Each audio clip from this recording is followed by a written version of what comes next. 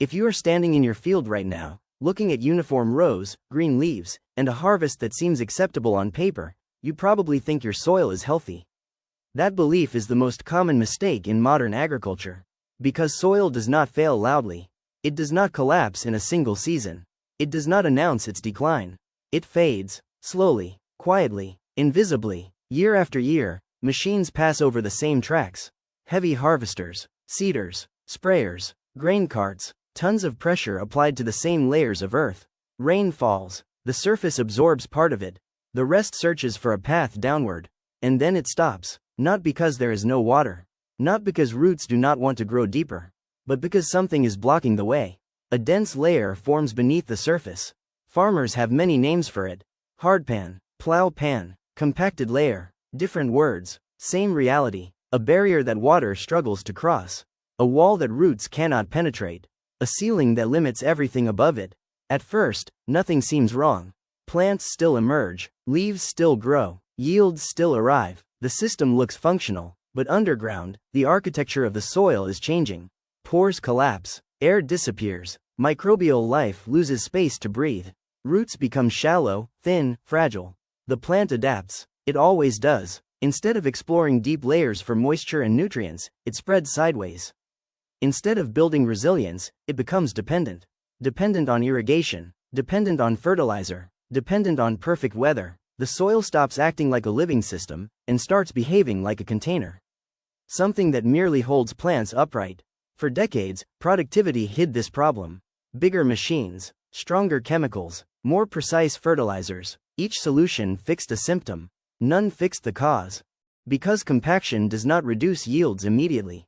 It reduces margins. It reduces efficiency. It reduces stability. It makes every mistake more expensive. A short drought becomes a disaster. A heavy rain becomes erosion. A missed irrigation becomes stress. And slowly, silently, the field becomes fragile. Many farmers notice the signs, but not the source. Water pooling in places where it never did before. Roots that stop at the same depth every season. Soil that breaks into hard plates instead of soft aggregates. Crops that respond less to fertilizer despite higher doses. The response is usually the same. Add more inputs, more nitrogen, more phosphorus, more potassium, more products, but nutrients cannot fix physics. No amount of fertilizer can push roots through concrete. No biological additive can create oxygen where pores no longer exist. Compaction is not a chemical problem. It is a structural one. It is the collapse of the soil's internal skeleton. And once that skeleton is damaged, everything above it becomes an illusion of health. Modern agriculture often measures success by what is visible: plant height, color, yield maps, harvest totals, but the most important part of the system is hidden. 30 centimeters below your boots. That is where water decides whether to infiltrate or run away. That is where roots decide whether to grow or turn sideways. That is where bacteria and fungi decide whether life is possible or not. And that is where most farms are slowly losing the battle. Not because farmers are careless, but because the system rewards short-term output and ignores long-term function. It rewards speed, it rewards weight, it rewards efficiency measured in hectares per hour. It does not reward soil structure. It does not reward porosity. It does not reward invisible resilience. So the damage continues, season after season, under perfect-looking crops. This is why two neighboring fields can look identical from the road, but behave completely differently during drought. Why one absorbs rain while the other floods.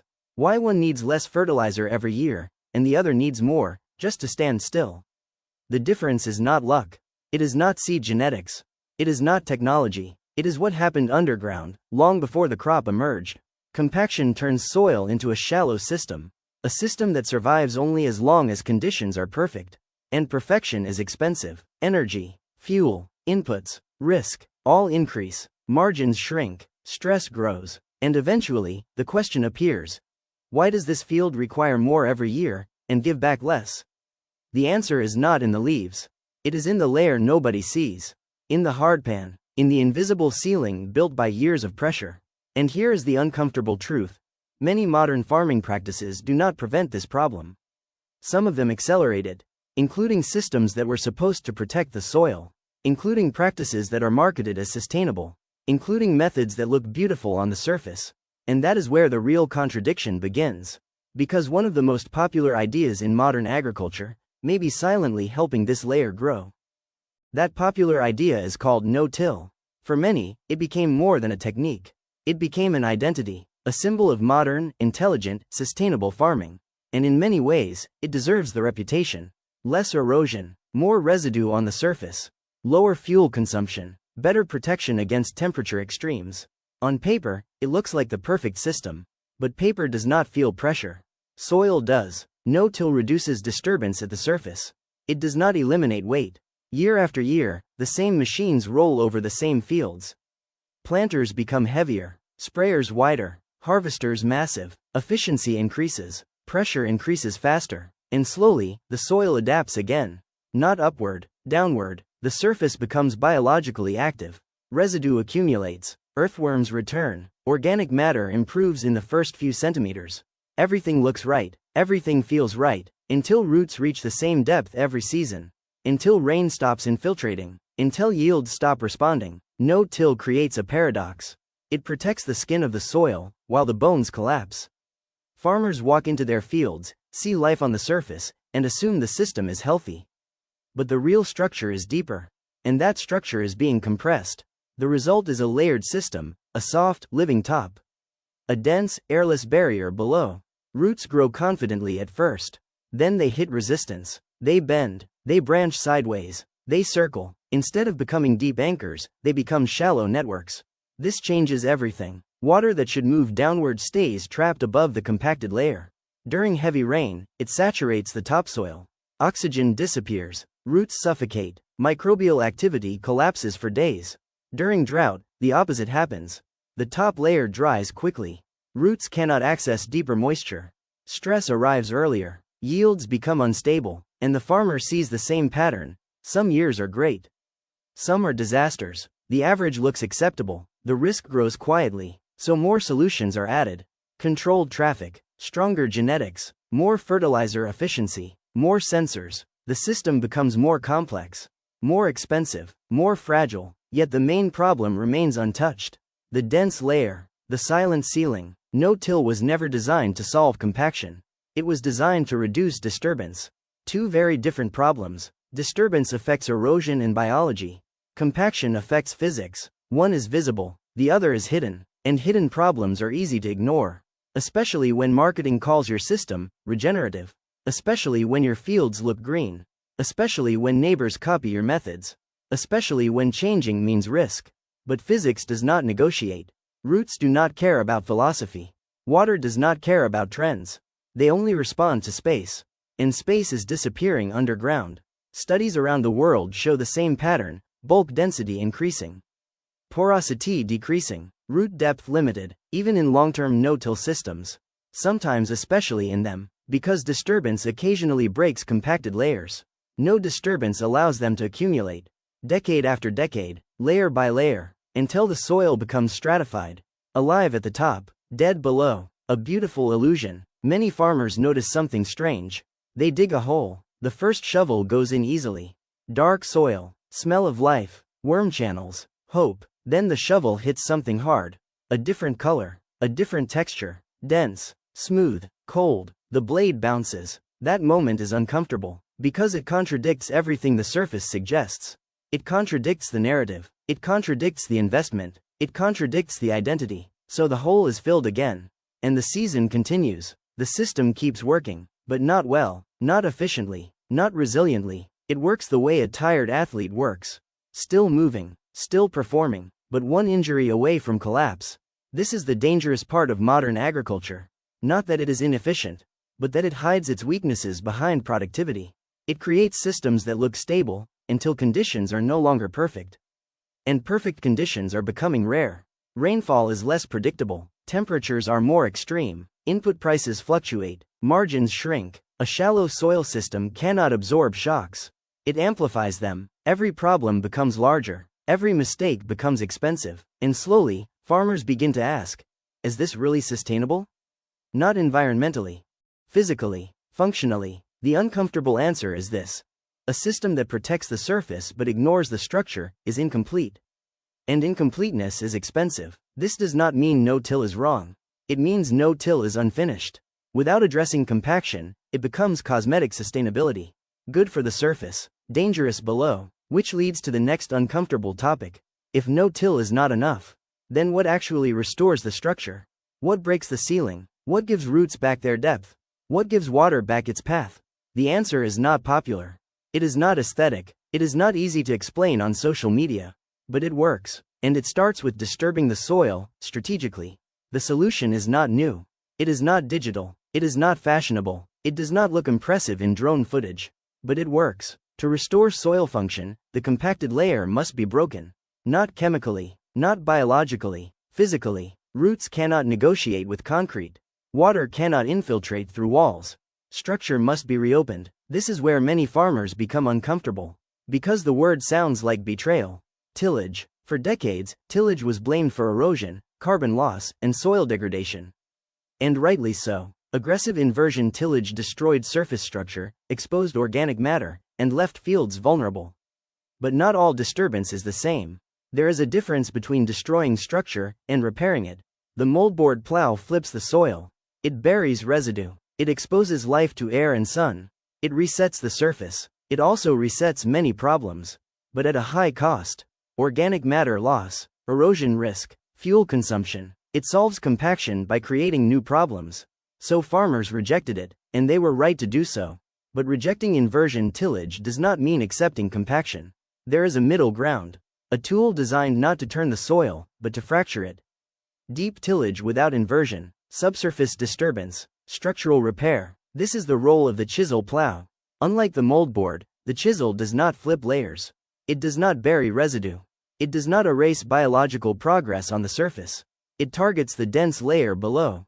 It lifts. It cracks. It creates vertical fractures, channels, pathways. It breaks the ceiling without destroying the roof. When used correctly, residue remains on top. Erosion risk stays low. Biology recovers quickly. But roots gain something they lost. Depth. Water gains something it needs. Pathways. Air gains something essential. Space. The difference is not cosmetic. It is structural. Fields that were shallow become three-dimensional again. Root systems change shape. Instead of spreading sideways like nervous fingers, they grow downward like anchors. Water infiltrates instead of pooling. Nutrients move vertically instead of accumulating at the surface. Microbial life expands into deeper layers. The soil stops behaving like a container and starts behaving like a system again. Farmers who use strategic subsoiling often report the same pattern: lower water stress, more stable yields, better response to fertilizer, less runoff, faster recovery after heavy rain. Not because they added more inputs, but because they removed a barrier. This is not magic, it is physics. Compaction is density. Subsoiling reduces density. Everything else follows. But here comes the uncomfortable truth. Deep tillage is not a permanent solution. It is a reset. If the same pressure continues, the same layer will return. The soil will compact again. Sometimes in 2 years, sometimes in 5, sometimes in 10. The tool fixes the damage. It does not fix the cause. Heavy machinery, repeated traffic, wet conditions, high axle loads, all rebuild the ceiling. So the real solution is not just breaking compaction. It is managing pressure. This is where many systems fail. They repair the soil, then destroy it again. Same wheel tracks, same weight, same timing, same result. True structural management requires discipline. Controlled traffic farming, reduced passes, avoiding wet field operations, lighter equipment where possible. It is boring, it is logistical, it is not cinematic, but it determines whether the ceiling returns. Some farmers integrate subsoiling once every few years. Others target only specific zones. Wheel tracks, headlands, known compacted areas, not the entire field. Precision replaces brute force. Strategy replaces tradition. The goal is not to disturb the soil often. The goal is to disturb it only when necessary. To correct structure, then protect it. This combination changes everything. No till on the surface. Structure restored below. Traffic controlled above. Biology protected. Physics respected. The result is not perfection, but resilience. A system that absorbs rain instead of panicking. A system that feeds roots instead of trapping them. A system that forgives mistakes instead of amplifying them. This is the difference between farming on soil and farming on a platform. One is alive, the other is temporary. Many farmers resist this idea because it sounds like going backward. Because it contradicts trends. Because it requires admitting that something invisible is broken. But agriculture does not reward pride. It rewards function. The soil does not care about ideology. It cares about space, pressure, structure, and if those are wrong, no system, no matter how modern, can compensate forever. Breaking the ceiling is not failure. It is maintenance. It is admitting that even living systems need structural repair, and that ignoring physics is more dangerous than disturbing soil. Which brings us to the final question: if the tools exist, if the science is clear, why do so many systems still ignore the layer below? Why does surface appearance matter more than underground reality? And what does this mean for the future of farming? If the tools exist, if the data is clear, if farmers can see the difference after breaking compaction, why does the problem continue? Why do so many fields still develop the same dense layer, year after year? The answer is not ignorance. It is incentives. Modern agriculture is optimized for speed. Hectares per hour, tons per day, windows of operation measured in hours, not weeks. Rain delays planting. Rain delays harvest. Rain delays logistics. So machines enter fields when they should not. Wet soil is weak soil. Its structure collapses easily. Pores close. Particles slide into tighter positions. Density increases. One pass in wet conditions can undo years of biological progress. But the schedule does not wait. Contracts do not wait. Weather forecasts do not care about soil physics. So pressure wins. Bigger machines made this worse. To reduce labor costs and time, equipment grew heavier. Axle loads increased. Tire widths expanded. Tracks replaced wheels. All improvements for efficiency. All disasters for deep soil layers. The surface may survive. The subsoil absorbs the punishment. And subsoil recovers slowly, very slowly, sometimes decades. Another reason is cultural. Surface health is easy to show. Residue cover. Green fields. Earthworms in the topsoil. These are visible. They photograph well. They fit presentations and marketing slides. Subsoil health does not. It is invisible. It requires digging. It requires measurements. It requires admitting uncomfortable things. And humans prefer stories that are simple. No-till equals healthy soil. It fits on a banner.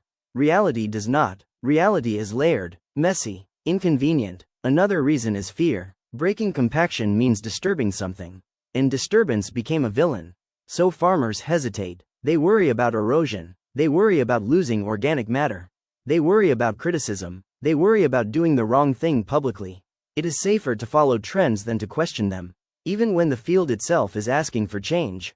Then there is economics. Subsoiling costs fuel, time, money. It does not always show immediate profit. Sometimes the benefit appears slowly. In drought years, in extreme rain, instability, in reduced risk. But markets reward short-term yield, not long-term resilience. So investments that prevent disasters are harder to justify than investments that increase output today. This is how systems drift. Not because they are wrong, but because they are incomplete. They solve visible problems. They ignore invisible ones, until invisible becomes unavoidable. In many regions, this moment is already arriving. Yields stagnate despite better genetics. Fertilizer efficiency drops. Fields flood more often. Drought damage becomes severe. Insurance claims rise. Costs climb. And slowly, quietly, the conversation changes. Farmers begin to talk about root depth, infiltration rates, bulk density, pentrometer resistance, words that rarely appeared in discussions 20 years ago. The soil is forcing attention. Not with ideology, with physics. Those who respond early adapt. They integrate structure management. They redesign traffic patterns. They reduce axle loads. They subsoil strategically. They combine biology and mechanics. They treat soil like an engineered living system, not a passive medium. Others resist. They increase inputs. They blame weather. They blame markets. They blame regulations. But the field continues to compact. The ceiling continues to rise. The system becomes thinner, more dependent, more fragile. The future of farming will not be decided by technology alone. Not by AI. Not by automation. Not by genetics. Those are tools. The foundation remains the same material humanity has used for 10,000 years. Soil. And soil obeys physical laws. Pressure, density, porosity, water movement, root penetration. Ignore these, and every other innovation becomes a temporary patch. Respect them, and even simple systems become powerful. The next generation of agriculture will be divided into two types of farms. those that manage structure, and those that fight symptoms, those that build deep systems, and those that survive on the surface. The difference will not always be visible from the road.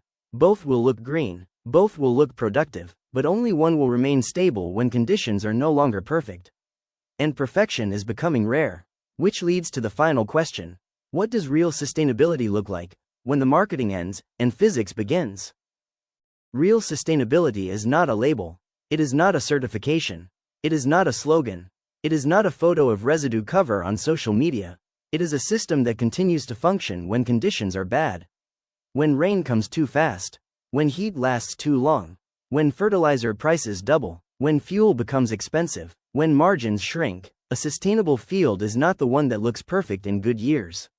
It is the one that survives bad ones.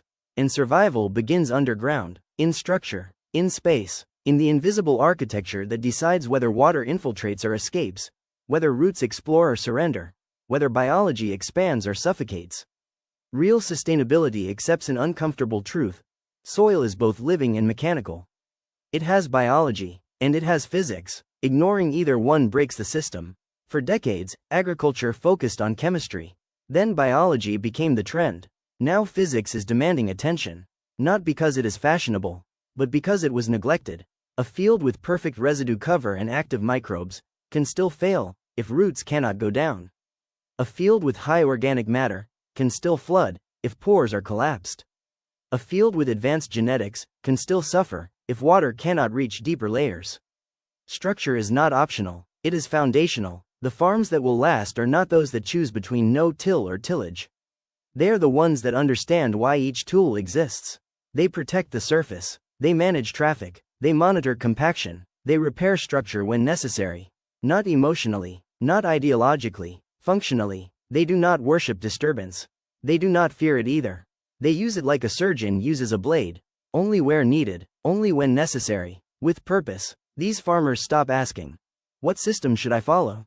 and start asking, "What does my soil need right now?" Sometimes the answer is residue. Sometimes biology. Sometimes rest. Sometimes steel. This is not regression. It is maturity. It is understanding that soil is not fragile glass, nor indestructible rock.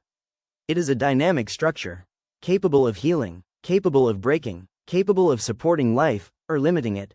The future of agriculture will not belong to the loudest technology. It will belong to the quiet systems that keep functioning when others fail. The fields that absorb rain while neighbors flood. The crops that stay green while others burn. The farms that reduce inputs not because they are forced, but because the soil finally does the work again. That is real sustainability. Not zero disturbance, not maximum disturbance, but intelligent disturbance. Not blind tradition, not blind innovation, but understanding. The hardpan is not just a layer of compacted soil. It is a reminder that what we do repeatedly becomes structure. That pressure always leaves a mark. That ignoring invisible problems does not make them disappear. And that the most important part of farming is often the part nobody sees. 30 centimeters below the surface. Where roots decide their future. Where water chooses its path. Where resilience is either built or silently removed. That is where agriculture wins or loses. Not in slogans, not in trends, but in structure.